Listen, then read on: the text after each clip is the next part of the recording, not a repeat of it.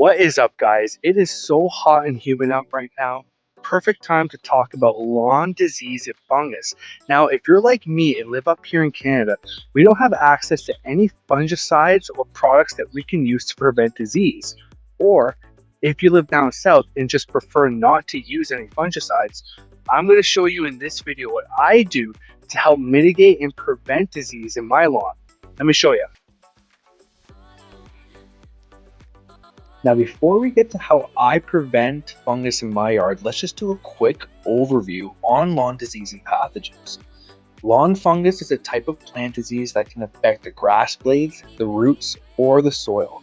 These fungi thrive in certain conditions like excessive moisture, heat, humidity, and poor airflow.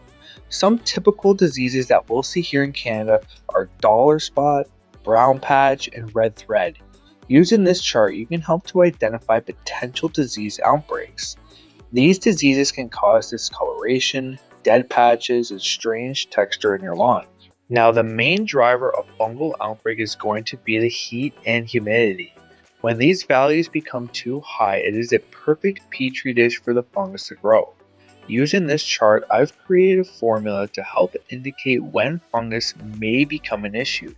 Simply taking your daytime highs and multiplying them by 2 and adding your relative humidity will give you a risk assessment. Using this knowledge, we can adjust our irrigation output to help dry the grass out. So up here in Canada, we don't have access to any fungicides or any products that we could put down as a preventative or a treatment to battle fungus. So we're left with basically 2 options of how to manage this: water management and mechanical extraction of the disease. So water management is just knowing when to hold off on irrigating the lawn. Just because it's hot doesn't mean you need to water. By using the formula that we had learned earlier, this can guide you in deciding when and when not to water the lawn. Now, you can also wipe the dew off your lawn in the morning. This will allow the leaf tissue to dry out faster to help mitigate disease. Now, I can already hear you guys thinking, bro, nobody has time for that, dude. I got 5 acres of land. I'm not doing that. And I'm not saying that you have to do that. I'm saying this is an option to mitigate disease. You have to remember, I live up here in Canada. We're like the lawn care peasants. We don't have access to anything. So just keep that in mind. So the other option is mechanical extraction of the disease. So I'm going to use the scarifier attachment in the outlet today, and I'm hoping these spring tines will lightly rake through the canopy to remove as much of the infected grass as possible.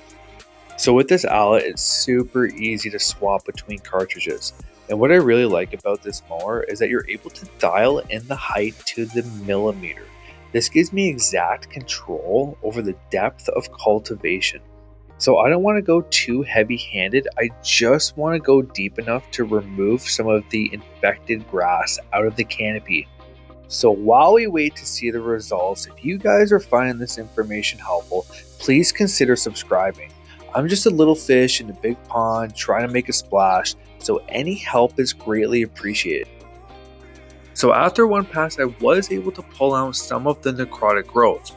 Not as much as I was hoping, but I also don't want to go too heavy on the lawn in the middle of the summer and stress it out.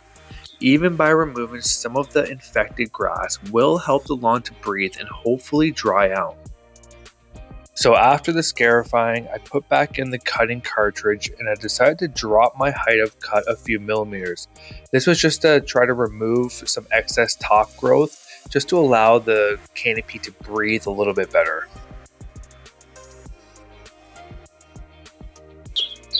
So there it is, guys, lawn fungus in Canada. I hope you guys can appreciate all the extra things that I have to do to try to get a lawn like this. Now, if you guys know of any products that are available here in Canada, let me know. I'm always looking to learn new things and try out some new stuff to help mitigate the dreadful disease.